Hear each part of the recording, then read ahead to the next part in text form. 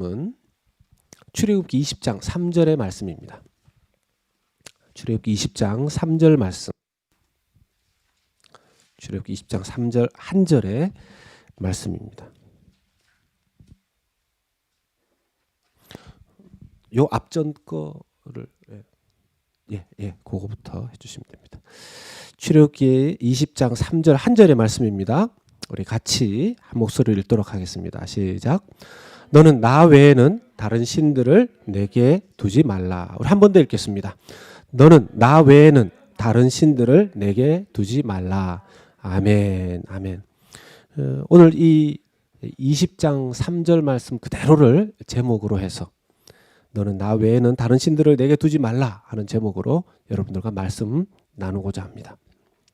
지난주에도 말씀을 드렸지만 사실 구약 성경에서는 십계명이라는 말이 히브리어로 쓰여지는 곳은 없습니다. 단순히 10마디의 말씀, 10마디 말씀, 10 God's word, 10개의 하나님의 말씀이라는 뜻의 히브리어로 아세레트 하데바림 이렇게 소개가 됩니다. 그러면 언제부터 우리가 십계명이라는 명칭으로 사용했느냐? 신약 성경에서도 아니고요. 그 초대교회 때 조금 초대교회 시절을 오히려 지나서 알렉산드리아의 교부 처치 파더이죠. 교부 클레멘트가 이 십계명이라는 단어를 처음으로 표현한 사람이라고 합니다. 그래서 우리가 더 사실은 익숙하게 기억해야 되는 것은 하나님의 10개의 말씀. 근데 좀 이 하나님의 10개의 말씀, 여러분 이 데칼로그가 왜 데칼로그로 이 영어에서 불려지는지 지난주에 말씀드렸죠. 헬라어로 데카가 10개입니다. 10 데카입니다. 로고스 이제 말씀이죠. 이게 헬라어로 데칼로고스. 그걸 영어로 음력을 할 때 데칼로그로 음력을 한 것입니다. 그러니까 10개의 하나님의 말씀입니다. 아니, 성경 전체가 하나님 말씀인데 왜 특별히 이 10개의 하나님의 말씀이 그러면 중요한가? 십계명이기 때문에도 있지만요.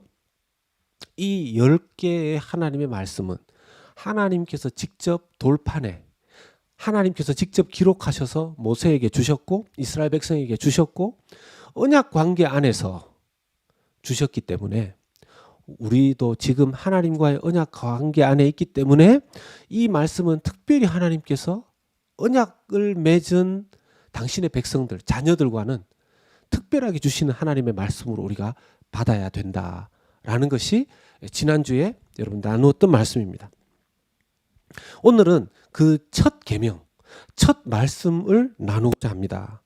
아까 우리가 함께 읽었지만요. 출애굽기 20장 3절에 너는 나 외에는 다른 신들을 내게 두지 말라. 너는 나 외에는 다른 신들을 내게 두지 말라. 여러분 이게요. 신명기 5장 7절에도 똑같이 언급이 되어 있습니다. 신명기 5장 7절에도 나 외에는 다른 신들을 내게 두지 말지니라. 한글 성경에는 조금 다르게 나와 있는 것 같지만 실제로 히브리어 성경은 출애굽기 20장 3절과 신명기 5장 7절의 말씀이 히브리어 원문상으로는 1.1획 토시 하나도 틀리지 않게 똑같습니다. 똑같습니다. 대부분의 영어 성경도 사실은 똑같이 나와 있습니다. 그러니까 그만큼 정확하게 히브리어 성경 속에서는 하나님의 첫 번째의 데칼로그 중에서 첫 번째 말씀을 기록하고 있는 것이죠. 그러니 얼마나 중요하겠습니까? 그런데 문제는 우리가 이 데칼로그 중에서 첫 번째 말씀, 소위 10계명 중에서 제1계명이 왜 중요한지 그 말씀의 깊이를 얼마나 깊이 있게 그 의미를 두고 생각해 보았냐 하는 것입니다. 데칼로그, 이 10계명에 대해서 고신대 박우택 교수는 말합니다. 구원받은 자로서 은혜에 대한 감사로 계명을 지켜야 한다. 그러므로 십계명은 하나님의 구원의 토대를 두고 있기 때문에 무거운 짐이 될 수 무겁다 이렇게 말합니다. 그런데 실제로 십계명이 우리에게 무거운 짐이 아닙니까? 많은 사람들이 피하고 싶은 말씀으로 십계명이 있는 것 같아요. 실제로 우리의 생활 가운데에서 이 십계명, 데칼로그가 잘 지켜지고 있다라고 생각하는 사람들은 그렇게 많지 않을 것 같습니다. 왜 이 말씀을 하나님께서 데칼로그의 첫 말씀으로 오늘 이 1계명 주셨는지, 이 말씀에 그러면 우리가 순종하게 되면 어떤 삶을 살아가게 되는 것인지 살펴보기를 원합니다. 먼저는 왜 이 말씀이 첫 말씀이며 실제로 하나님 외에 다른 우상에 자꾸 한눈을 파는지, 오죽했으면 1계명으로 이 말씀을 주셨는지 살펴보기를 원합니다. 바로 첫 번째로 일상의 유혹이 더 무섭기 때문에 그렇습니다. 일상의 유혹이 더 무섭기 때문에 그렇습니다. 이전에 아일랜드 출신으로 46세에 요절한 아주 세속적이고 세상적인 소설가요 시인이었던 오스카 와일드라는 사람이 이런 말을 했답니다. 젊은 사람은 돈이 전부라고 생각한다. 그러나 나이를 먹으면 돈이 전부라는 것을 뼈저리게 느끼게 된다. 네. 이게 반전이 있죠.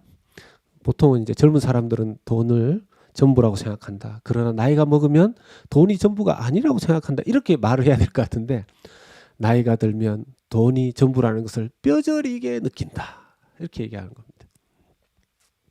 세속적인 극작가의 이야기이지만 세상의 현실을 이렇게 꼬집어서 돈이 전부라는 것을 이렇게 드러내서 말하는데, 소위 말해서 이 이야기에 우리가 부정할 수 없는 그런 대목이 있다는 것을 알게 되죠.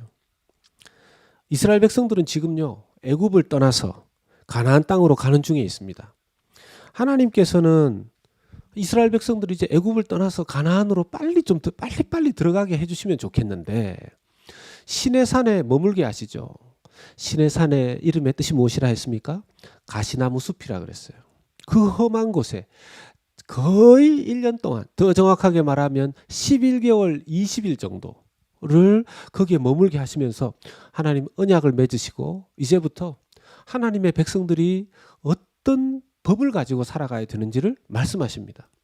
급한데 빨리 가나안으로 들어가게 하시지, 무슨 그것도 좋은 호텔 같은 장소도 아니고 가시나무 숲에서 그렇게 하시냐는 겁니다. 그런데 그때 언약 맺으시고 하신 첫 말씀이 오늘 우리가 함께 읽은 20장 3절의 말씀입니다. 1계명, 나 외에는 다른 신들을 너에게 두지 말지니라. 나 외에는 다른 신들을 너에게 두지 말지니라. 여러분, 여기에서 우리가 한 가지 질문이 생기죠. 대부분의 분들은 하나님이 다른 신들을 인정하는 것인가? 하나님 다른 신들을 인정하는 것인가? 성경에서, 구약 성경에서 히브리어로 하나님이라는 단어를 히브리어로 여러 단어가 쓰였는데 그 중에 하나가 엘로힘이라는 단어입니다. 대부분의 경우에 엘로힘은 하나님께만 쓰여졌는데요, 몇 군데 엘로힘이 이방신에게 쓰여진 경우가 있었어요. 아주 소수의 경우에. 오늘 이 본문이 그렇습니다. 다른 신들을 내게 두지 말라 했을 때, 이 다른 신 했을 때 그 신이 엘로힘이라는 히브리어가 쓰여졌습니다. 복수형 히브리어입니다. 엘로힘. 그러면 하나님께서 다른 신을 인정하는 것입니까? 그게 아니죠. 이미 인간의 마음 속에, 인간의 삶 속에 우상화된 그것이 우상의 정도를 넘어서서 자기는 그냥 일상생활 속에서 그냥 자기가 좋아하는 거라고 생각했지만 우상의 수준을 넘어서서 하나님 정도, 엘로힘 정도의 수준으로 놓고 자기도 모르게 살아가는 인간들의 삶을 하나님께서 인간의 실생활의 삶을 꼬집어서 비유하듯이 엘로힘이라는 단어를 써서 기록한 것입니다. 표현한 것입니다. 이 말씀 듣고 정말 어떻게 보면 우리가 하나님 앞에서 좀 찔려야 될 것일지도 몰라요. 그냥 나는 세상에 있는 것 중에서 이걸 좋아하는데요. 하나님은 아니, 너에게 있어서 이것은 거의 엘로힘 수준이야. 너에게 있어서 이건 거의 나 수준이야. 그걸 하나님께서 경고하시면서 이 말씀을 주시는 겁니다. 사실 이스라엘 백성들은 이집트에서 종살이를 하던 400년 동안 이집트의 여러 우상들과 함께 지냈습니다. 그리고 이제 들어가게 되는 가나안 땅에도 토착 우상들이 많이 있었어요. 그 중에 유명한 가나안의 토착 우상이 바로 바알 신입니다. 바알 신은 땅에 비를 내리게 하는 신이었습니다. 성경에 나오는 이스라엘 백성들의 죄악은요, 결코 여호와 하나님을 버리고 우상을 섬겨서가 아닙니다. 대부분의 경우에는 함께 여호와 하나님과 함께 우상신들도 섬기는 거죠. 함께. 이스라엘 백성들이 왜 이렇게 어리석은가 하는 그런 생각을 듭니다. 하나님만 섬기면 복을 받을 텐데 자꾸 우상들을 함께 섬기는 바람에 하나님께서는 선지자들을 계속 보내셔서 책망하시지 않습니까? 너희들 하나님 왜 자꾸 우상을 섬기느냐? 너희들이 우상을 따르고 우상을 섬기면 그 우상을 버리지 아니하면 하면서 계속 책망하면서 선지자들을 보내십니다. 그런데요, 진짜 말 안 듣습니다. 못 버립니다.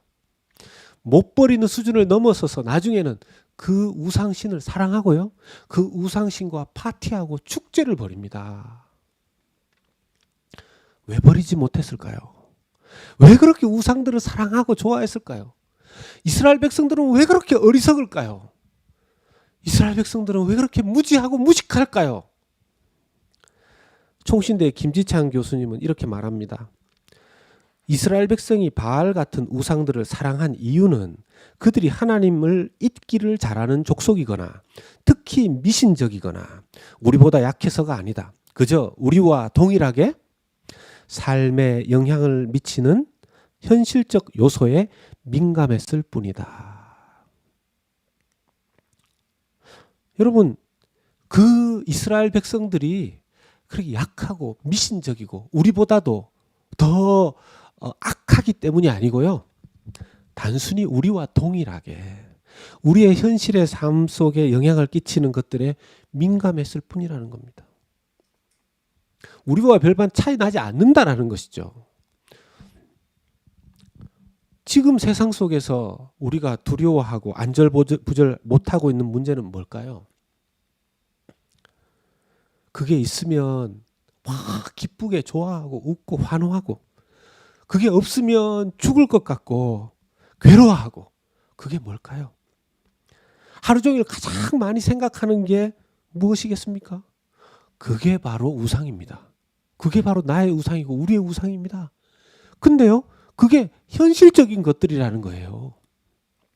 여러분, 우리가 하나님 안 믿는 것이 문제가 아니고 우리의 삶의 현실 속에서 현실의 우상들과 하나님을 섞어서 믿는 것이 문제라는 것입니다. 하이델베르그 교리문답 95번째 문제는 우상 숭배가 무엇인가를 묻고 이렇게 답변합니다. 그 답변은 이래요. 우상 숭배란 말씀으로 자신을 계시하고 유일하신 참되신 하나님 대신 혹은 하나님과 나란히 다른 어떤 것을 신뢰하거나 고안하여 소유하는 것입니다. 아니, 우상 숭배가요, 참되신 유일하신 하나님 대신 혹은 하나님과 나란히 하나님 자리와 비슷한 선상에 다른 어떤 것을 신뢰하고 고안하여 소유하는 것이라는 겁니다. 여러분, 우리가 부부가 서로 결혼할 때 언약을 맺지 않습니까? 나에게 있어서 남편은 남자로서 이 세상에 당신 혼자입니다. 나에게 있어서 아내는 이 세상에 여자 당신 혼자입니다. 이렇게 이제 언약을 맺는 거 아니겠습니까? 그런데 언약은 맺어놓고 이렇게 다니면서 남편이 자꾸 딴 여자를 이렇게 봅니다. 그러다가 어느 날 서로 눈이 맞아가지고 집에 다른 여자를 데리고 와요. 아내가 묻잖아요. 아니, 이 여자가 누굽니까? 왜 데리고 왔습니까? 내가 바깥에 나가서 생활하다 보니까 이 여자하고 말이 너무 잘 통하고 그래서 집에 데리고 왔습니다. 같이 살려고요. 그냥 서로 피해 입히지 말고 좋은 게 좋은 거 아닙니까? 그냥 같이 삽시다. 이게 말이 되는 얘기입니까? 여러분, 아내가 바깥에 나가서 있다가 어떤 다른 남자를 데리고 옵니다. 집으로. 그래서 남편이 이 남자는 누굽니까? 내가 바깥에 나가서 있다 보니까 말도 잘 통하고 같이 있으니까 재밌고 나를 기쁘게 해주고 그렇게 해서 데리고 왔습니다. 같이 집에서 그냥 같이 살면 안 되겠습니까? 좋은 게 좋은 거니까. 난 당신도 사랑하고 이 남자도 사랑합니다. 이거 큰일 날 얘기 아니겠습니까? 그런데요, 우리는 하나님에 대해서 현실 속에서 이렇게 말할 때가 많습니다. 좋은 게 좋은 거 아닙니까?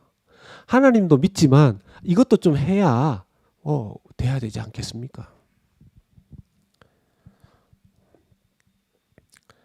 현실 속에서의 유혹이 더 무섭습니다. 현실 속에서의 유혹이 더 무섭습니다. 자꾸 자기도 모르게 한눈을 팔게 되는 현실적인 요소가 우리 삶에 있다는 것이죠. 그렇기 때문에 이 유혹을 이기기 위해서는요, 시선 처리를 위한 훈련과 연습이 계속해서 필요하다는 것입니다. 그래서 두 번째, 하나님만 바라보는 연습이 필요하다는 것입니다. 하나님만 바라보는 연습이 필요하다는 것입니다. 십계명 데칼로그의 첫 번째 주신 말씀은 하나님만 바라보라는 의미죠. 하나님만 바라보라는 의미입니다. 그러면 하나님만 바라보면 돈은 다 버려야 되는 것입니까? 가족들 나 몰라야 해야 되는 것입니까? 그런 뜻이 아니죠. 이 말씀은요, 하나님을 하나님으로 바라보라는 것입니다. 하나님만 여호와 하나님으로 바라보라는 것입니다. 하나님만이 절대자이심을 기억하고 살아가라는 것입니다. 여러분, 이 세상 모든 만물에 절대자는 여호와 하나님 한 분밖에 없는 줄로 믿습니다. 나머지 모든 것들은요, 그러면 다 상대적인 것들이죠. 다 상대적인 것들입니다. 예? 절대자이신 하나님을 바라보면요, 우리는 다 상대자이고, 그럼 물질들, 물건들, 그건 뭡니까? 다 도구들일 뿐이죠. 도구들일 뿐입니다. 하나님 앞에 하나님만이 절대자가 되면요, 오히려 이 세상에서 우리가 자유할 수 있고 온전한 신앙생활을 할 수 있습니다. 로마 캐톨릭의 종교적인 문제를 개혁해서 종교개혁을 일으킨 마틴 루터가 주장하는 종교개혁의 3대 원리가 있습니다. 종교개혁의 3대 원리. 첫 번째 원리는 오직 성경으로, 솔라 스크립투라. 두 번째 원리는 오직 은혜로, 솔라 그라티아. 세 번째 원리는 오직 믿음으로, 솔라 피데, 라틴어입니다. 여기에 공통적으로 등장하는 게 오직이죠. 오직 성경으로, 은혜로, 믿음으로. 근데 여러분, 오직 성경, 은혜, 믿음, 이것을 줄 수 있는 절대적인 대상은 하나님밖에 없는 겁니다. 여호와 하나님밖에 없는 겁니다. 오직 여호와 하나님의 이 정신, 이것이 종교개혁을 일으키게 했던 원리가 되는 것이죠. 오직이라는 것이 없어져 버리고 그냥 여기에도 가치를 저기에도 가치를 이렇게 두기 시작하면서 기독교가 타락하게 된 거 아니겠습니까? 그리고 또 한 사람의 종교개혁자, 우리가 잘 아는 칼빈에 있어서의 종교개혁의 모토는요, 코람데오였습니다. 코람데오가 뭡니까? 하나님 앞에서.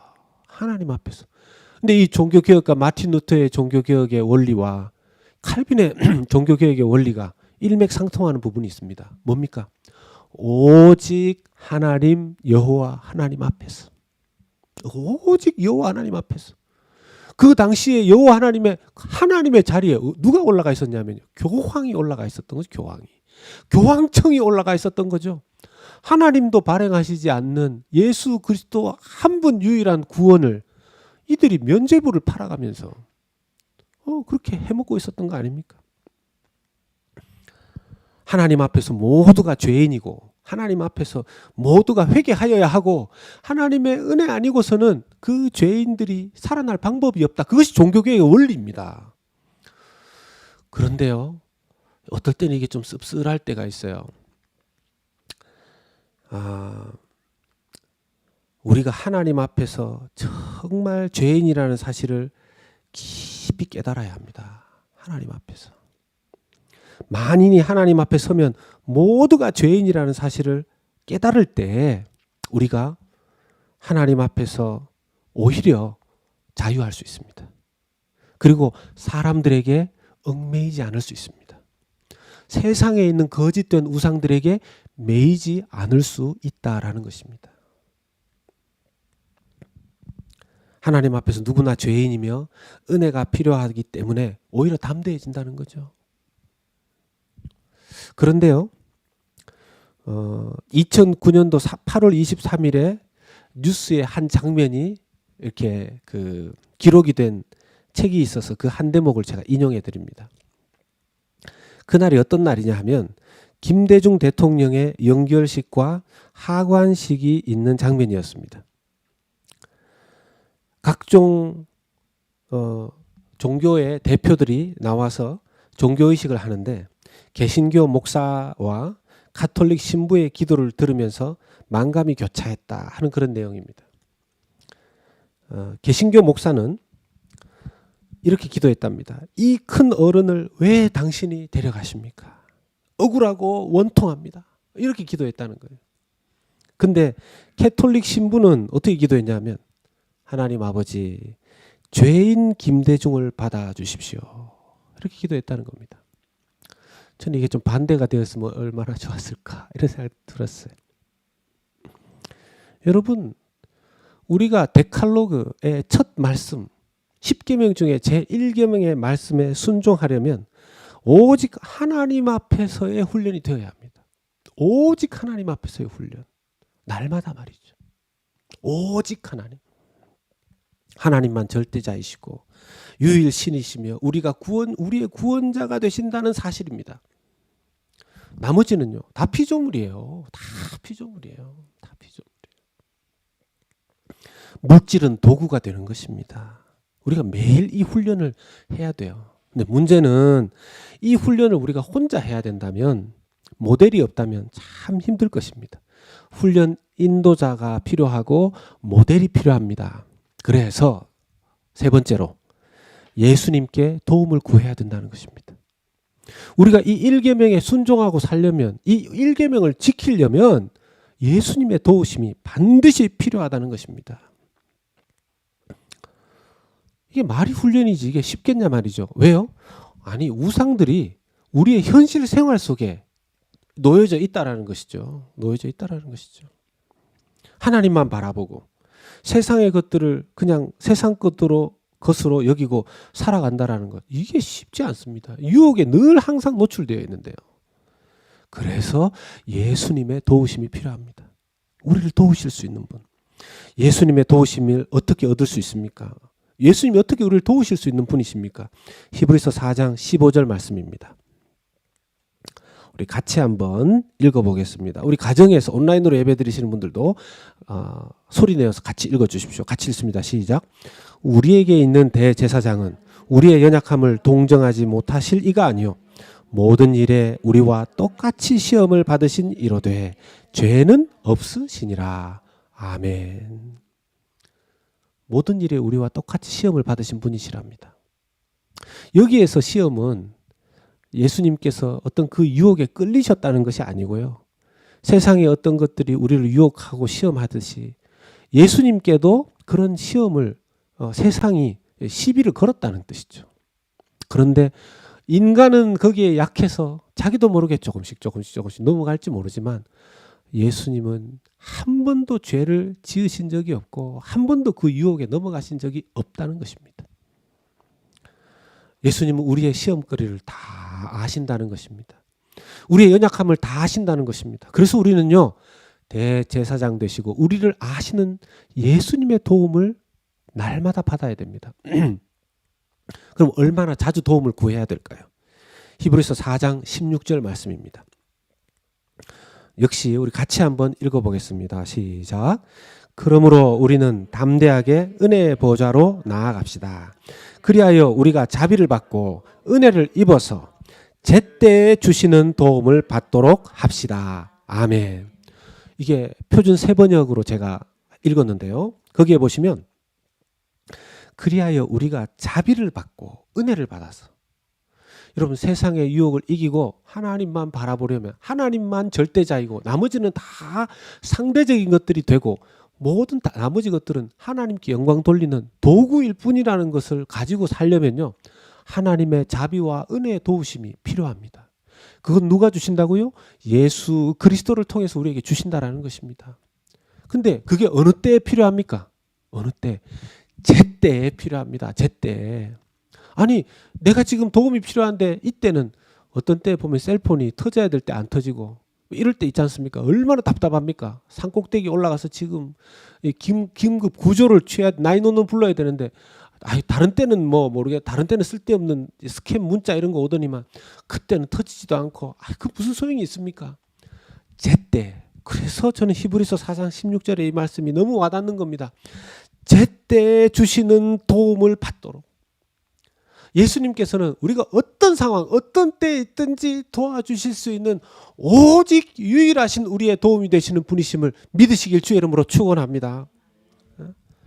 예수님 얼마나 멋지게 사셨습니까? 얼마나 멋지게 사셨습니까? 빌라도의 권력 앞에서 여러분 아무리 캐내어도 죄가 없는 상황에 빌라도의 권력 앞에서 예수님 조금도 타협하지 않으셨습니다. 뭐 살려달라 이런 거 하지 않으셨죠. 세금을 내셔야 할 때 특히 성전세, 그럼 성전세를 예수님 왜 냅니까? 그분이 성전의 본체이신데요. 성전은 그분의 껍질일 뿐인데 예수님이 어떻게 성전세를 냅니까? 그런데 성전세를 내셔야 할 때 예수님께서는 이적을 베푸셔서 그 성전 세금도 내셨어요.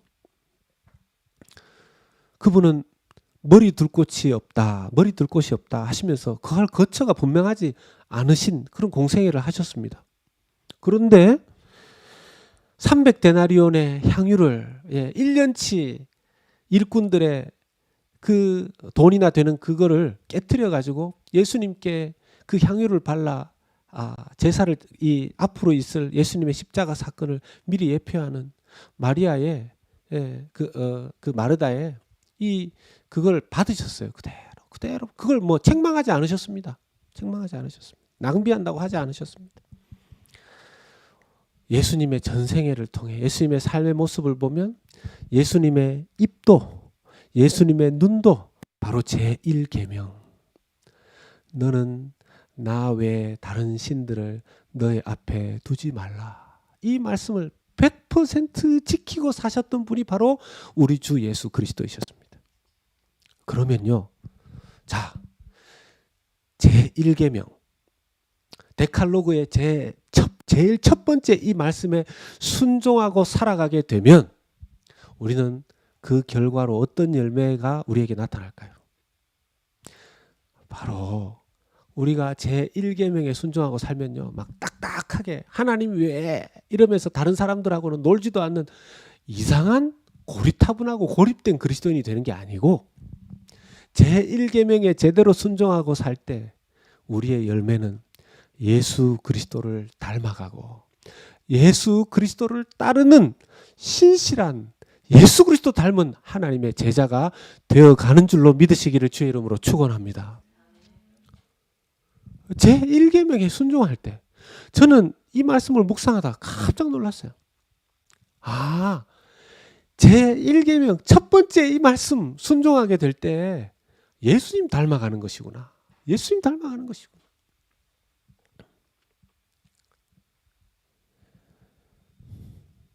요즘 내 모습은 누구를 닮아가고 있을까요? 아니, 누구를 바라보고 있을까요? 나 자신이 만약 제1계명을 지키고 살아가고 있다면 바로 예수 그리스도의 모습을 닮아가게 되어 있다고 했습니다.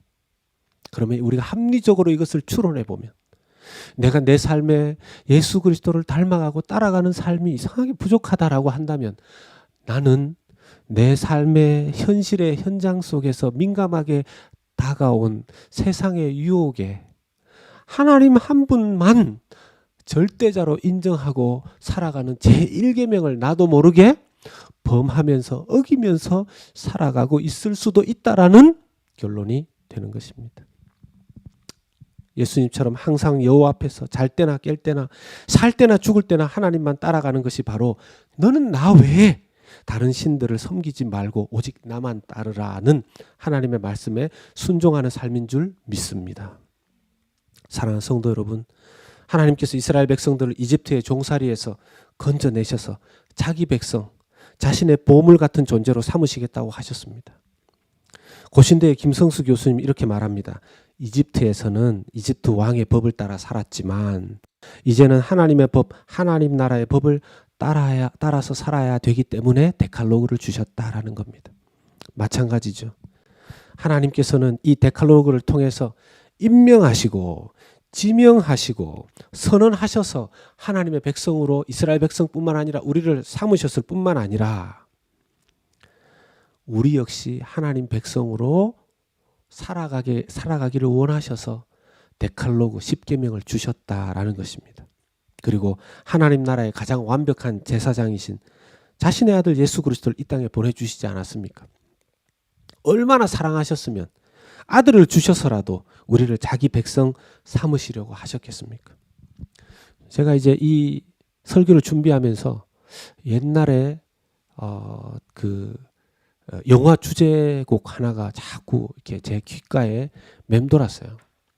여러분 혹시 참 세대들이 다 다르셔가지고 옛날에 한국에서 이현세라는 만화가가 참 유명한 작가였었는데 공포의 외인구단이라는 만화책을 이렇게 해서 아주 대히트를 친 적이 있는데 이 공포의 외인구단이라는 이 만화책이 영화로 만들어졌었습니다. 그 영화의 주제곡이에요. 이 주인공 오혜성이 엄지라는 그 자기가 사랑하는 여자를 위해서 이렇게 쓴 것을 노래로 만들었어요. 가사가 이렇습니다. 제가 노래를 부르기에는 좀 민망하고 난 내가 기뻐하는 일이라면 뭐든지 할 수 있어. 난 내가 좋아하는 일이라면 뭐든지 할 수 있어. 별보다 예쁘고 꽃보다 더 고운 나의 친구야. 이 세상 다 주어도 바꿀 수 없는 나의 친구야. 내 곁에 있으면 사랑은 내 것. 너의 곁에 있으면 세상도 나의 것.